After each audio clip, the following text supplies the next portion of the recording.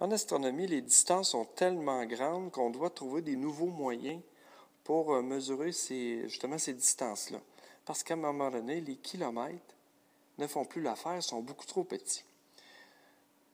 Donc, dans cette vidéo, je vais vous parler de l'unité astronomique. Donc, l'unité astronomique, à quoi ça sert? Ça sert à mesurer les distances à l'intérieur de notre système solaire.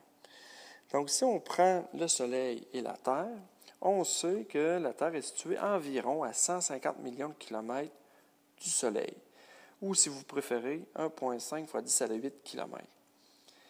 Cette distance-là devient notre référence. On a décidé que ça allait être notre référence de mesure dans le système solaire parce que c'est notre planète. Donc, ça devient notre étalon de mesure.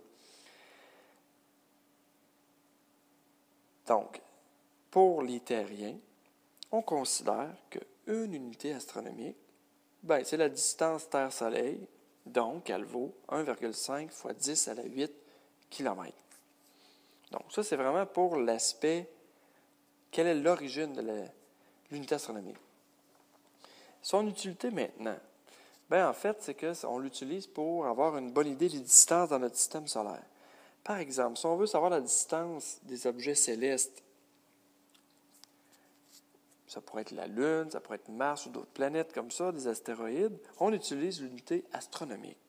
Donc ici, j'ai dessiné à nouveau la Terre à une unité astronomique, ainsi que Mars qui est situé environ à 1,5 unité astronomique. Si on compare Jupiter, qui est beaucoup plus loin, non, mon dessin n'est pas vraiment à l'échelle, mais bon, Jupiter est situé à 5,2 unités astronomiques. Donc, même si on n'a pas les kilomètres exacts, ça nous donne une bonne idée de la distance. On sait qu'environ Jupiter est 5 fois plus loin du Soleil que la Terre. On peut aussi faire des calculs exacts avec les unités astronomiques. Donc, on peut faire des conversions. Donc, si on sait par exemple que Mars se situe à 1,5 années-lumière du Soleil, unité astronomique, oh là là, la langue me fourchue là. Donc, 1,5 unité astronomique du Soleil. Combien ça représente en kilomètres? En fait, on fait comme en mathématiques, on écrit ce que je sais, c'est que une unité astronomique, c'est 1,5 fois 10 à la 8 km. Ce que je cherche, c'est 1,5 unité astronomique, ça correspond à X km, à combien de kilomètres? Là, si vous remarquez bien, tout ce qu'il nous reste à faire, on a un inconnu, c'est un produit croisé, ou si vous préférez, une règle de 3.